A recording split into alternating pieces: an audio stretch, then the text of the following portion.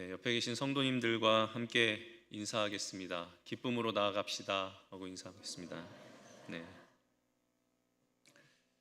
날마다 기쁨으로 나아가시는 우리 성도님들의 삶이 되시기를 주님의 이름으로 축복합니다. 우리나라는 제사를 드리는 민족이죠. 어느 나라건 제사의 형태가 좀 다르기는 하지만 종교가 있고 자기들의 풍습에 따라서 제사를 드릴 겁니다. 우리나라에서 드리는 제사는 어떤 의미로 드렸을까요? 우리가 흔히 알고 있는 의미는 조상에 대한 예의 혹은 숭배, 종교적 이유로 본다면 조상신을 모신다라고 이야기를 하죠. 조상에 대한 섬김이라고 생각하는 사람들은 부모님이 돌아가셨을 때 제사를 지내지 않으면 불효자식이라고 그렇게 이야기합니다. 우리나라에서 제사라고 하면 유교적인 제례 행위를 가리킵니다. 대부분이죠, 이 형식이. 그래서 유교식으로 기본적으로 4대조까지 제사를 드린다고 해요. 부, 조부, 중조부, 고조부 이렇게까지 제사를 드리고, 이게 넘어가면 신의를 사당에 옮겨서 땅에 묻고 원칙적으로 더 이상 제사를 드리지 않는다고 합니다. 조선시대에 특히 유교를 장려했고, 그에 따라서 제사의 제도가 사실 조선시대에 굉장히 많이 강화가 되었죠.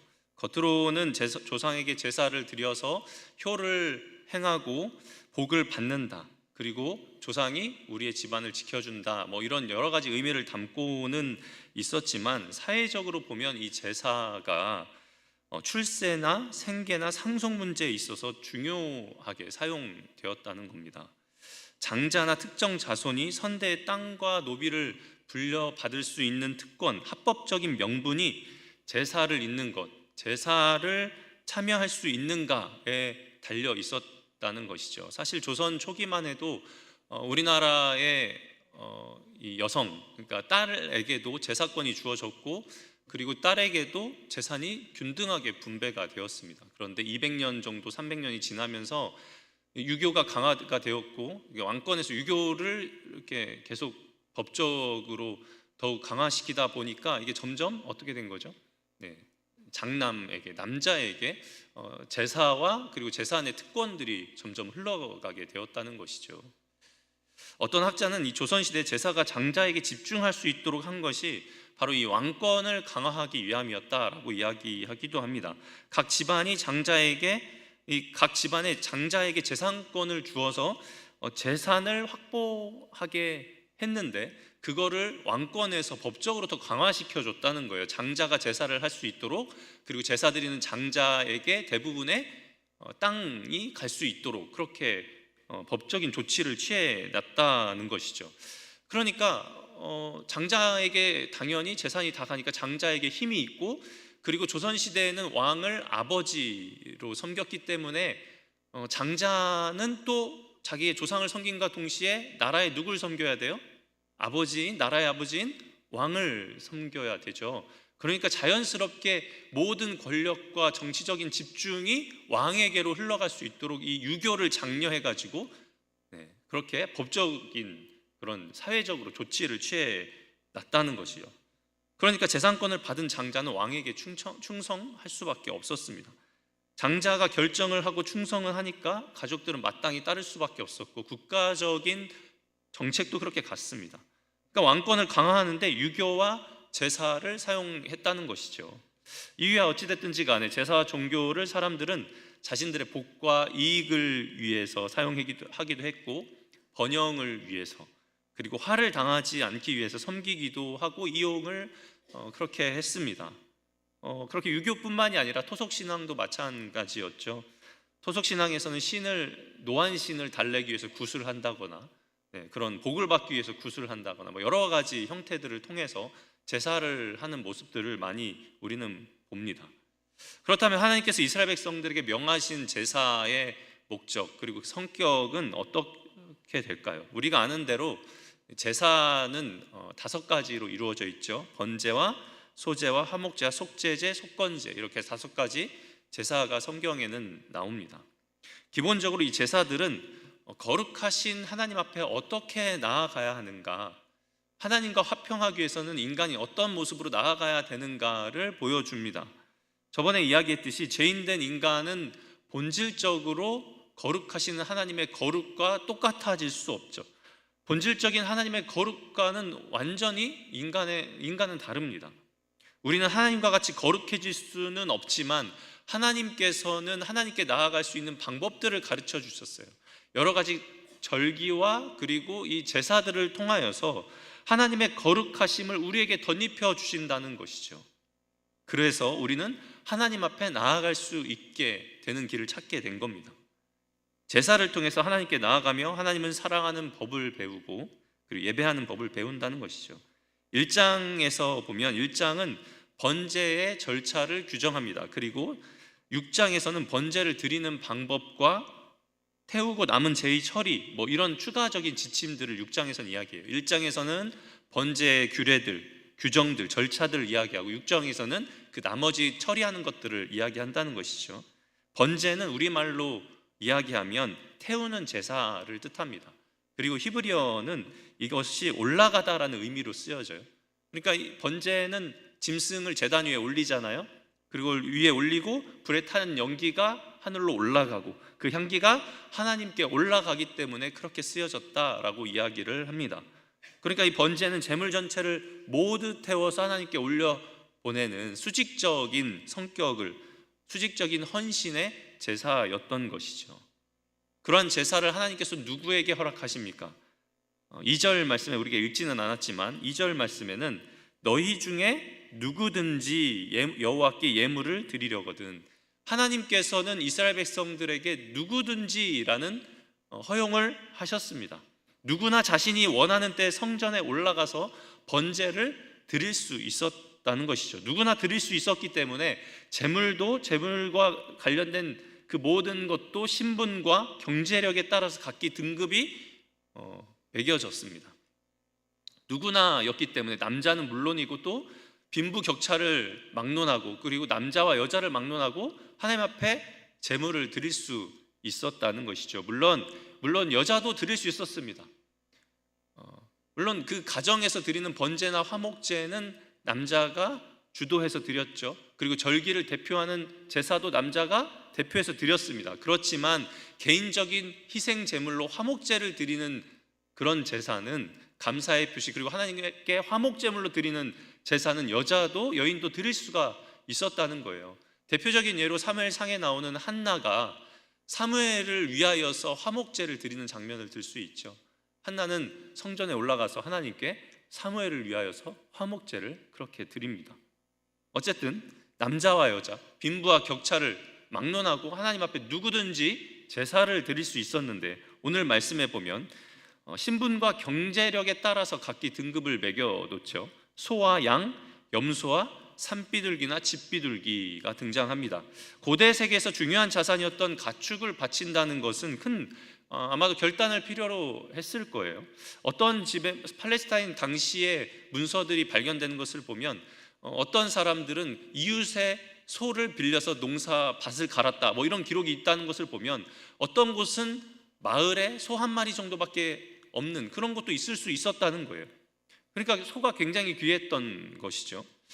그렇지만 재력이 충분하고 소를 여러 마리 가진 사람이라면 소를 드릴 수 있었겠죠. 중산층이라면 순양과 순염소를 바칠 정도의 여력을 가질 수 있었을 것입니다. 그리고 이도 저도 안 되면 준비할 형편이 되지 않는다면 비둘기를 바칠 수 있었습니다. 자기가 집에서 키운 비둘기를 바칠 수도 있었고 집에 비둘기마저도 없다 하면 산비둘기, 산에 가서 흔하게 보이는 산 비둘기를 잡아서 하나님 앞에 바칠 수도 있었습니다. 하나님은 너희 중에 누구든지 빈부격차와 상관없이 제사할 수 있는 길을 이스라엘 백성들에게 열어 놓으셨다는 것이죠. 이것을 무엇으로 드립니까? 제물로 드리는데 그 제물들은 흠없는 수컷으로 아무나 제사자라면 아무나 골라오는 것이 아니라 필히 질이 우수한 가축을 정성스럽게 준비해서 하나님 앞에 올려드려야 했다는 거예요. 흠이 있는 짐승의 목록은 레위기 22장 19절에 그 목록이 열거되어 있습니다. 이때 몸에 문제가 있거나 병이 있는 가축들은 제물에서 제외되었습니다. 흠이 없다라는 뜻은 히브리어로 온전하다라는 뜻을 갖고 있습니다. 거룩하신 하나님 앞에 나아가기 위해서는 흠이 없는 온전한 제물을 드려야 했다는 것이죠. 우리가 하나님 앞에 어떻게 나아가야 됩니까? 거룩하신 하나님 앞에 예배하기 위해서는 우리가 온전함으로 주님 앞에 나아가야 되는 줄로 믿습니다. 그것이 우리의 예배에도 적용된다는 것이죠. 어떻게 하나님 앞에 나아가는데 예배를 드리고 기쁘시게 받는 예배를 드리기 위해서 아무렇게나 준비해서 나아갈 수가 있을까요? 그것을 하나님께서 기쁘게 받으실까요? 옛날 우리 어른들이 예물, 헌금을 드릴 때 돈을 은행에서 찾으셔서 새 돈으로, 신권으로 다 맞추셔서 번호까지 맞춰서 드리시는 분을 봤어요. 모르겠어요. 우리 성도님들께서도 혹시 그런 분들이 계실지 몰라요. 저희 아버지가 예수님을 믿지 않으셨었는데 제가 고등학교 3학년 때 예수님을 믿으시고 회심을 한 다음에 저보다 더 열심히 막 예수님을 믿기 시작하는 거예요. 그전에는 교회 못 다니게 그렇게 핍박을 하셨는데 예수님을 믿으시고 회심을 하시더니 너무 열심히 다니셨어요. 그래서 장로님까지 되시고 그렇게 소천을 하셨는데 그런데 저희 아버지가 주일에 예배를 준비하기 위해서 헌금을 준비할 때 항상 이제 새 돈을 준비하셨거든요. 근데 그것도 새 돈도 준비가 미처 못됐다 하면은 다리미로 그 돈을 빳빳하게 펴가지고 그렇게 헌금을 차곡차곡 해서 드렸던 기억이 납니다. 물론 뭐 이것이 어떤 사람은 뭐 그런 형식적이다, 그건 뭐 율법적이다, 그렇게 하지 않으셔도 하나님은 받으신다, 기쁘게 받으실 거예요, 마음이 중요하지 그런 형식이 중요하냐라고 하는 사람들도 있을 수도 있습니다. 맞습니다. 물론 마음이 중요하죠. 우리의 마음을 하나님 앞에 온전히 올려드리는 게 중요해요. 그런데 그 마음을 무엇으로 표현해야 될까요? 그 마음이 우리 눈에 보이나요? 안 보이잖아요. 우리의 마음을 우리는 어떻게 표현하죠? 우리 보이는 행동으로, 물건으로, 혹은 어떤 형태를 통해서 우리의 마음을 표현합니다. 우리의 예배의 자리가 온전하게 드려지는 예배가 되려면 우리의 마음이 온전하게 드려지기 위해서는 우리는 어떻게 표현해야 될까요? 우리의 마음이 하나님께 온전히 향했으니까 그걸로 됐지, 뭐 예배 형식이 중요한가? 헌금에 그렇게 하는 게 중요한가? 봉사가 중요해? 우리의 마음이 중요하잖아. 마음이 있으면 되지. 마음 중요하죠. 그런데 형식도 중요하다는 거예요. 우리의 마음을 표현하기 위해서는 형식이라는 틀이 필요하죠. 하나님을 예배하는 예배자의 자세가 그 행동 하나하나에 드러나게 되는 거죠. 그래서 이스라엘 백성들에게 하나님께서는 흠없는 것으로 온전하게 기쁘시게 받으실 만한 것을 바치기를 원하셨다는 겁니다. 수컷은 왜 드렸을까요? 수컷이 암컷보다 더 비싸고 종자가축으로서의 가치가 더 뛰어났기 때문에 그랬을까요? 소의 수컷이 비쌀까요? 암컷이 비쌀까요? 김진 목사님한테 물어봐야 되는데. 저는 잘 몰라요. 수컷이 비싼지 암컷이 비싼지 잘 모르지만 일반적으로 보면, 오늘날에 보면 이 새끼를 낳고 우유를 생산하고 그리고 맛이 좋은 것이 수컷일까요? 암컷일까요? 암컷.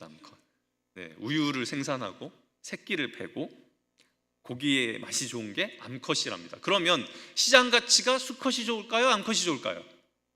암컷이 좋겠죠. 김진 목사님 맞나요? 암컷이 비싼가요? 이건 아멘 할 건 아니고 네. 그렇답니다. 우리가 알듯이 중동, 어쨌든 그리고 이스라엘의 가부장적인 문화의 영향권에서는 뭐 수컷이 비싸고 암컷이 비싸고 이것보다는 하나님께서 그 문화적인 상황 속에서 율법을 주셨죠. 수컷이 드려진 것이 율법이 정한 그 제의적 가치에 따라 정해진 거예요. 율법에서는 항상 뭐가 먼저예요? 수컷, 남자, 장자. 하나님께 바쳐지고 드려지는 것은 항상 수컷이었고 장자였습니다. 그러니까 그 율법적인 제의적 문화적인 그 상황에서는 수컷이 더 하나님 앞에 바쳐질 때 우월하게 여겨졌기 때문에 수컷을 드렸다는 것이죠. 그들에게 있어서 그것이 최고였기 때문에 그걸 하나님께 드린 거예요. 그것이 여호와 앞에 어떻게 드려져요? 기쁘시게 받아지도록 하나님의 거룩하심에 나아가기 위해서 예배자가, 제사자가 하나님께서 기쁘시게 받으시도록 어떻게 하는 거예요? 자기가 갖고 있는 최고의 것으로 온전한 마음과 모습으로, 수컷으로, 흠없는 것으로 하나님께 바쳐질 때 그것이 기쁘시게 바쳐졌다는 것이죠.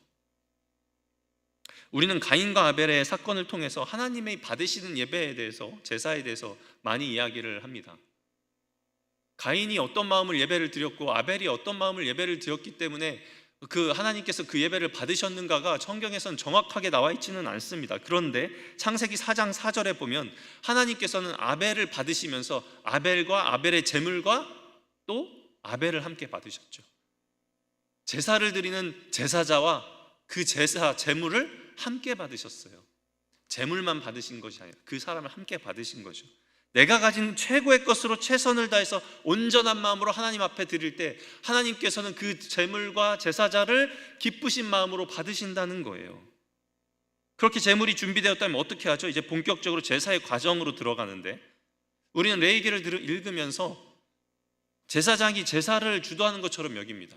마치 성소와 성전 안에는 제사장만 들어가는 것처럼. 제가 이 성경을 준비하면서 3절과 9절을 읽으면서 그런 생각을 했어요. 야, 내가 성경을 정말 지금까지 허투루 읽었구나, 그런 생각을 했어요. 아니, 분명하게 성경에는 그렇게 써여 있는데 나는 왜 지금까지 그걸 그렇게 생각했을까? 무슨 이야기냐면, 제사를 주도하는 두 사람이 나오는데 오늘 본문에 두 사람이 등장해요.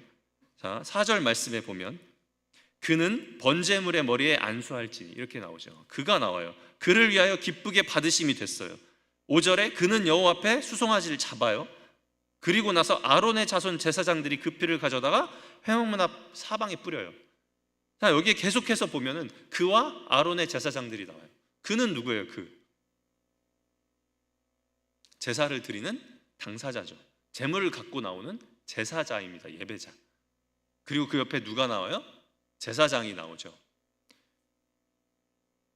그러니까 여기에서 보면 번제물의 머리에 안수하는 사람도 제사자예요. 당사자. 근데 저는 지금까지 성경을 읽으면서 머리에 안수하는, 제물의 머리를 안수하는 사람은 당연히 제사장이겠지라고 생각한 거예요. 제가 지금까지 목사 안수를 받고 신학교를 다니고 성경을 수십 번을 읽고 그랬는데도 불구하고 지금까지 성경을 제 마음대로 읽고 있었더라고요. 성경에서는 지금 이야기하죠. 번제물에 안수하는 사람은 제사하는 당사자예요. 제물을 갖고 오는 사람. 5절에 송아지를 잡는 자도 제사하는 당사자고, 제사장들은 그 피를 받아서 회막 사당에 뿌릴 뿐이에요. 6절 말씀에 제사자는 번제물에 가죽을 벗기고 각을 뜨는 것도 누구예요? 제사자, 예배자. 제사장들은 제단 위에 불을 붙이고 불 위에 나무를 버려놓고 나머지 제물을 물로 씻는 것, 불을 사르는 것은 제사장이 감당해요. 10절부터 나오는 양과 염소의 번제도 같은 형식으로 취해지고, 14절에 나오는 비둘기의 번제물도 마찬가지인데, 비둘기는 안수의 과정을 생략해요. 왜냐하면 아마도 비둘기는 작은 동물이었기 때문에 안수를 생략했을 것이다, 뭐 그렇게 보거든요. 그러니까 지금 여기에서 보면은 계속해서 제물을 직접 드리고 안수를 하고 각을 뜨고 죽이고 이런 모든 행위를 하는 거는 제사장이 하는 것이 아니라 누가 하는 거예요? 제물을 드리는 당사자, 제사자가 하는 거죠. 1장의 번제는 많은 제의적 요소와 영적인 요소들이 담겨 있어요. 제가 이걸 읽으면서 이걸 어떻게 이 시간에 다 풀어서 설명할 수 있을까, 그런 고민이 사실 많았거든요. 어디에 좀 포인트를 두고 설교를 해야 될까, 그런 고민이 참 많았습니다. 그런데 어쨌든 여기에는 여러 영적인 요소가 담겨 있죠. 제사자가 안수하는 건 뭐예요? 죄의 전가, 짐승과의 동일시, 짐승이 나를 대신하는 대체자, 많은 짐승들 중에 내 것을 확인하는 확인의 요소, 이런 4가지 정도의 요소들이 포함되어 있습니다.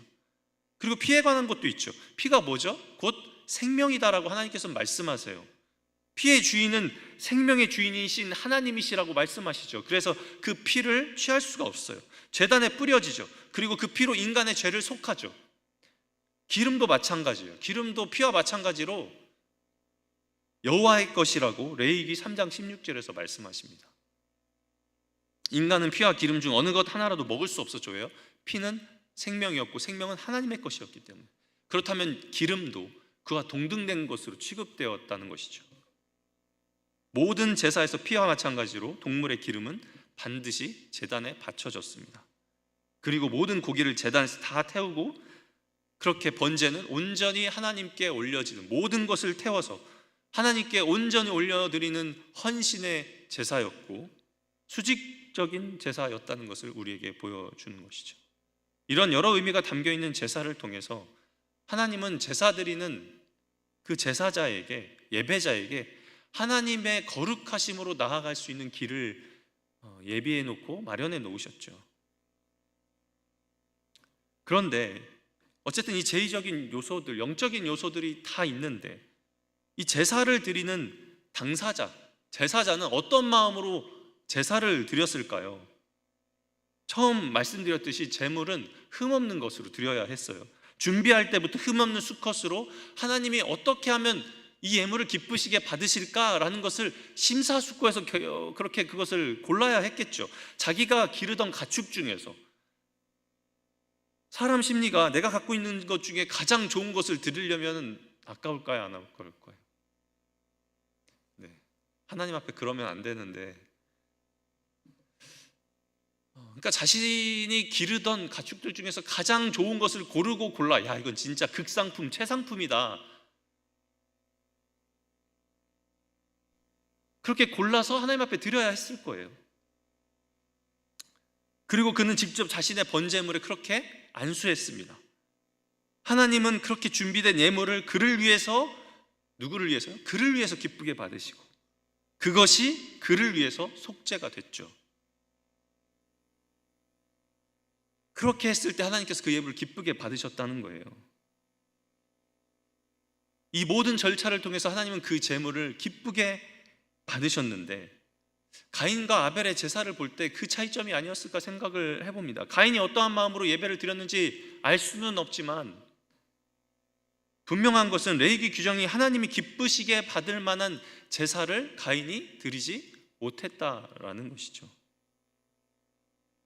안수하고 나면 제사자는 5절에 여호와 앞에 송아지를 잡아요. 가죽을 벗기고 각을 뜨고, 다 이제 당사자의 몫이죠. 제사자의 몫. 제사장이 하는 것은 어떻게 보면 제사들을 드리는 사람의 보조적인 역할밖에 없었어요. 제물을 직접 안수하고 잡고 가죽을 벗기고 각을 뜨고, 모든 것이 누구의 몫이었어요? 제사를 드리는 제사자의 몫이었다는 것이죠. 그렇게 보면 구약의 제사나 오늘날의 제사나 예배나 하나님께 직접 나아간다는 것은 동일하죠. 직접 예물을 준비해야 하고, 예물에 안수해야 하고, 각을 떠야 하고, 우리가 직접 하나님 앞에 예수 그리스도를 통하여서 하나님 앞에 예배하듯이 구약의 제사자들도 제물에 안수하여 제사장의 도움을 받아서 직접 그렇게 제사에 참여했다는 것입니다. 이 과정에서 제사를 드리는 이 사람이 하나님의 거룩하심 앞에 나아가기 위해서 그 어떤 감정과 어떤 생각을 갖고 있었을까요? 무엇을 희생해야 했었을까요? 자기가 가장 기르던, 가장 좋았던 값비싼 가축, 고대에는 이 가축, 자기가 드리던 이 가축을 마치 가족같이 여겼죠. 그런 시대였어요. 내가 자식같이 키우던 그 가축, 그 중에서도 가장 좋고 좋은 최상품을 골라서 하나님 앞에 드리는데, 그 가축에 안수를 하고 자신의 손으로 직접 잡아야 하고, 그리고 자신의 손으로 각을 뜨고 가죽을 벗기고 피를 봐야 합니다. 그 과정에서 무슨 생각을 가지고 하나님 앞에 나아갔을까요? 아마도 그 모든 과정 속에서 하나님의 거룩하심에 나아가는 이 인간의 대가가 얼마나 큰지, 내가 이 재물을, 내가 가장 아끼는 이 재물 대신 사실 내가 거기에서 죽임을 당하고 피가 뿌려져야 됨에도 불구하고 나의 죄로 인하여서 그 재물이 죽임을 당하는 그 모습을 보며, 아, 우리의 죄가 얼마나 그 대가가 크구나, 거룩하신 하나님 앞에 나아가기 위해서는 내가 얼마나 큰 고통을 감수해야 되는가라는 것을 거기에서 느꼈겠죠. 아울러서 하나님은 어떠셨을까요? 하나님의 마음을 깨닫지 않았을까요? 내가 가족같이, 내가 자식처럼 기르던 가축을 내 손으로 직접 죽여야 되는 그 심정, 하나님께서 예수 그리스도를 이 땅 가운데 보내주셔서 자신의 아들을 친히 그 손으로 죽일 수밖에 없었잖아요. 그걸 간접적으로 사람이 이 제사를 드리면서 느낄 수밖에 없었다는 것이죠. 피가 제단 사방에 뿌려지고 가죽이 벗겨지고 각을 뜨고 태우는 것이 제물이 아니라 내가 되어야 했음에도 불구하고 내가 안수한 제물에 전가되어 그것이 하나님께 바쳐지는 거예요. 그만큼 거룩하신 하나님 앞에 나아가는 문제는 결코 쉬운 문제가 아니었다는 것이죠. 하지만 하나님은 그 제사를 통해서 하나님과의 교제라는 은혜를 베푸셨습니다. 그러한 교제를 통해서 하나님께서는 인간에게 자신의 생명과 힘을 부여함으로 충만하게 하셨죠. 이러한 하나님께 대한 제사는 고대 종교들과는 많이 성격이 달랐습니다. 고대 중동에서는 대부분 제사를 드리는 성격은 신의 노여움을 풀기 위해서 혹은 농사 풍요로움을 위해서 인간을 속박하는 그 두려움의 대상을 달래기 위해서 그랬었죠. 자기들이 뭔가를 얻기 위해서, 다산을 위해서, 풍요로움을 위해서 그렇게 제사를 드렸습니다. 그런데 하나님의 제사는 그 성격이 완전히 달랐죠. 만약에 우리가 하나님을 예배하는 예배의 자리에서 제사하는 그 제사자가 마치 이방신에게 바쳐지는 것처럼 내가 하나님께 제사하면 하나님께서 우리에게 풍요로움을 가져다 주시겠지, 다산의 복을 허락하여 주시겠지, 우리에게 노여움을 푸시겠지라는 마음가짐을 가지고 그 앞에 나아갔다면 그들은 이방신을 섬기는 것과 별반 다르지 않았을 것입니다. 만약 우리가 예배를 나오면서 하나님께서 우리가 예배를 드리는 것이, 우리가 주님 앞에 예물을 드리는 것이 우리를 복주기 위해서, 우리에게 풍요로움을 주기 위해서, 우리에게 저주했던 것을 풀어주기 위해서 그랬다는 것을 단순하게 생각한다면 우리가 그것이 과연 하나님을 진정으로 예배한다고 하는 예배자의 모습이 될 수 있을까요? 하나님 앞에 드려지는 제사의 목적과 성격은 이방신들에게 드려지던 것과는 완전히 달랐습니다. 그것은 하나님의 거룩하심에 나아가기 위한 방법이었고 하나님과 교제하기 위함이었고 하나님의 은혜를 덧입는 그런 제사였다는 것이죠. 오직 하나님과 나와의 관계 문제였어요. 거룩하신 하나님 앞에 내가 어떻게 나아갈 수 있을까? 하나님의 은혜를 내가 어떻게 입을 수 있을까? 하나님과 나와의 관계의 문제였죠. 다른 이방신과 마치 노여움을 풀거나 아니면 복을 받거나 풍요로움을 얻거나 이런 문제와는 완전히 그 성격이 달랐다는 거예요. 하나님께서는 이 제사를 통해서 그래서 교제하며 생명과 은혜 가운데로 나아가게 만드셨다는 것입니다. 이러한 모든 것이 무엇의 그림자였어요? 재물을 잡는 것에서부터, 그리고 내가 직접 내 가족처럼 생각하던 그 재물을 잡는 것,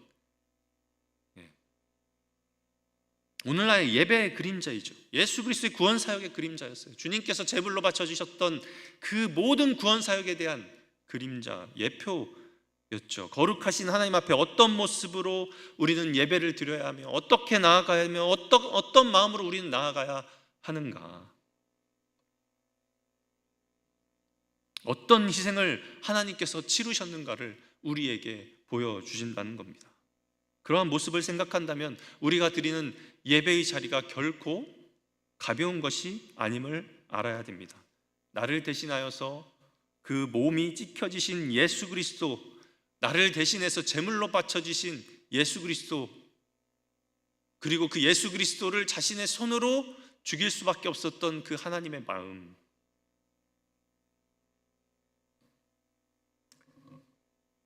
하나님이 기쁘시게 받으시는 예배는 흠없는 것으로 온전히 자신의 것에 드릴 때라고 오늘 레위기에서는 우리에게 말씀하고 있습니다.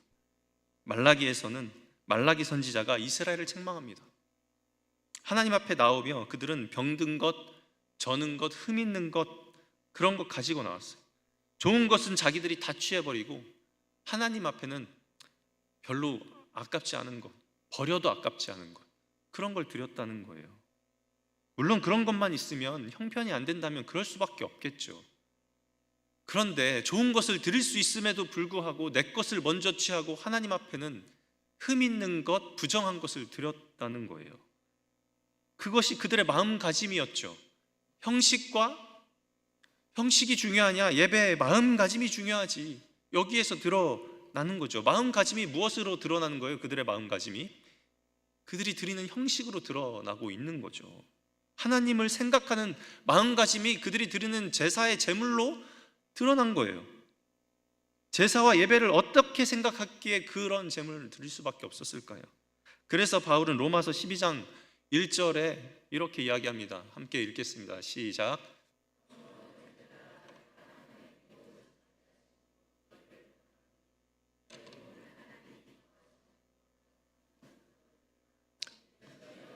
영적 예배니라. 아멘. 바울은 여기에서 우리에게 권면합니다. 하나님의 자비하심으로 우리를 권합니다.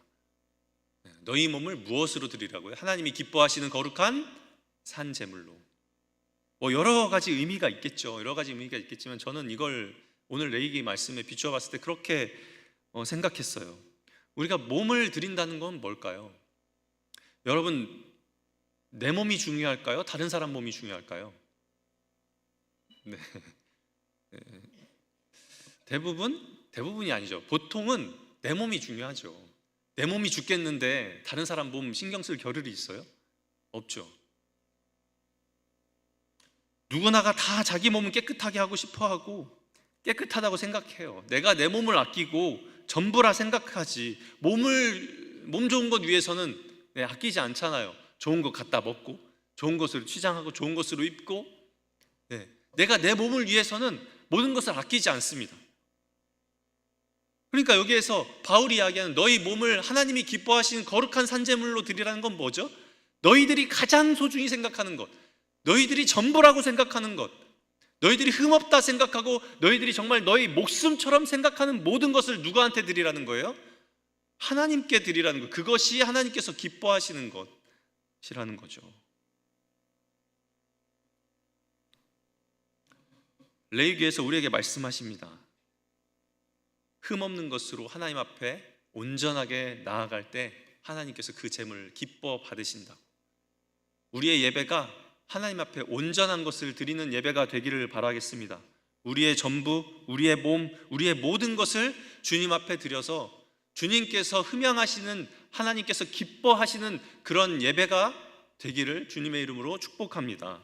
그것이야말로 하나님의 기뻐하시는 제사겠죠. 내가 가장 소중히 여기는 것으로, 나의 가장 소중한 마음으로 하나님 앞에 드릴 때 그것이 온전하게 올려지는 기쁜 예배라는 것입니다. 나를 위해 거룩한 하나님 앞에 나아갈 길을 열어주신 그 은혜에 감사하며 예수 그리스도라는 가장 귀중한 것을 하나님의 손으로 우리에게 보내주셨잖아요. 우리도 하나님 앞에 기쁨으로 우리의 것을 드리기를 바라겠습니다. 나의 전부, 내가 가장 소중하게 생각하는 것까지도, 내 마음과 생각까지도 온전히 하나님께 올려들어서 하나님께서 기뻐하시는 제사, 거룩한 하나님의 은혜의 보좌 앞에 나아가시는 우리 모든 성도님들이 되시기를 주님의 이름으로 축원드립니다.